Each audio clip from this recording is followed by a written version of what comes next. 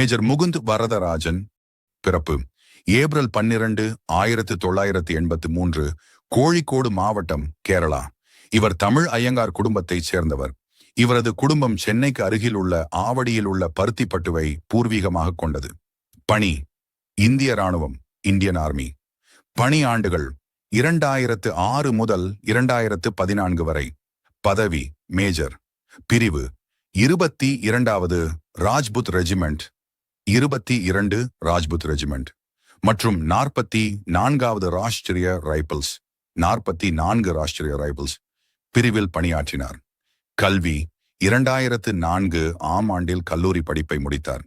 2004 ஆம் ஆண்டில் சென்னையில் உள்ள அதிகாரிகள் பயிற்சி அகாடமியில் ஆபீசர்ஸ் ட்ரைனிங் அகாடமி OTA சேர்ந்தார். 2006 மார்ச் 18 அன்று இந்திய இராணுவத்தில் லெப்டினன்ட் பதவியில் நியமிக்கப்பட்டார். முக்கிய பணிகள்: மத்திய பிரதேசத்தில் உள்ள மவுவில் உள்ள காலாட்படை பள்ளியில் பணியாற்றினார். லெபனானில் ஐக்கிய நாடுகள் சபையின் அமைதி காக்கும் பணியில் யுனைடெட் நேஷன்ஸ் மிஷன் இன் லெபனான் ஒரு பகுதியாக இருந்தார். 2011 கேப்டனாகவும் 2012 மேஜராகவும் பதவி உயர்வு பெற்றார். ஜம்மு காஷ்மீரில் உள்ள 44வது ராஷ்டிரிய ரைபிள்ஸ் பட்டாலியனுக்கு மாற்றப்பட்டார். வீரமரணம்: ஜம்மு காஷ்மீரில் பயங்கரவாத தடுப்பு நடவடிக்கையின் போது சண்டையில் ஈடுபட்டிருந்த போது வீரமரணம் அடைந்தார்.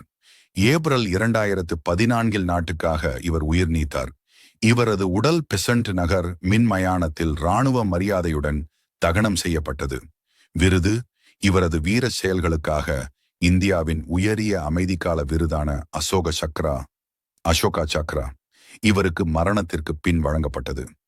இவரது அசோக சக்ரா விருது மேற்கோள்: மேஜர் முகுந்த் வரதராஜன் மிக தெளிவான துணிச்சலையும் முன்மாதிரியான தலைமையையும் வெளிப்படுத்தினார். மேலும் பயங்கரவாதிகளுடன் சண்டையிட்டு தாய்நாட்டுக்காக தியாகம் செய்தார் என்று குறிப்பிட்டது. நினைவு: ஜூன் 1, 2015 அன்று சென்னையில் உள்ள அதிகாரிகள் பயிற்சி அகாடமியின் வளாகத்தில் மேஜர் முகுந்தின் மார்பளவு சிலை திறக்கப்பட்டது.